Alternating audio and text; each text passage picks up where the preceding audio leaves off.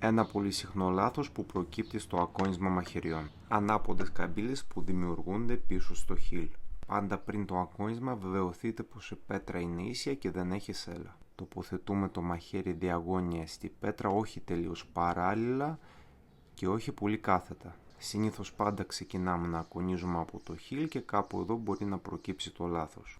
Αν μείνει απ' έξω από την πέτρα το χείλ, υπάρχει κίνδυνος να δημιουργήσουμε μια ανάποδη καμπύλη καθώς ακονίζουμε με αυτόν τον τρόπο. Φαίνεται ξεκάθαρα ότι δεν πατάει όλο στη πέτρα. Όσο δουλεύουμε πίσω στο χείλ πρέπει να είναι μέσα στα περιθώρια της πέτρας. Μόλις φτάσουμε και ασκούμε πίεση κάπου στη μέση της λάμας, τότε το χείλ μπορεί να βγει απ' έξω, δεν υπάρχει πρόβλημα. Θα το ξαναδούμε άλλη μία, όσο δουλεύουμε πίσω στο χείλ πρέπει να είναι μέσα στα περιθώρια της πέτρας. Εφόσον δεν αλλάζετε το χέρι και ακονίζετε με το ίδιο, και πάλι μεγάλη προσοχή να μην βγαίνει απ' έξω το χείλ.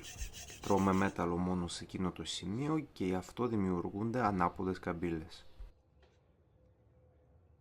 Τοποθετήστε σωστά το μαχαίρι σας για να μην έχετε αυτά τα θέματα. Επίσης είναι πολύ σημαντικό κατά το ακόνισμα να μην επιμένετε για πολλή ώρα στο ίδιο σημείο.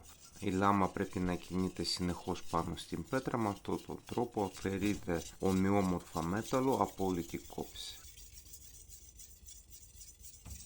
Μόλις βγάλουμε θέρα στην πρώτη πλευρά που κάναμε, προχωράμε στην άλλη. Και πάλι εγώ επιμένω στην αλλαγή του χεριού, επειδή θεωρώ πως με αυτόν τον τρόπο το ακόνισμα μπορεί να βγει πολύ πιο σωστό και με λιγότερα λάθη. Μία ακόμη αιτία που δημιουργούνται οι ανάποδες καμπύλες είναι τα διαμαντένια μασάκια. Είναι σχεδόν αδύνατο να περάσετε σωστά όλη την κόψη με αποτέλεσμα να ξεκινάτε λίγο πιο μπροστά. Έτσι στο συγκεκριμένο σημείο αφαιρείται περισσότερο μέταλλο και με το καιρό δημιουργείται η ανάποδη καμπύλη.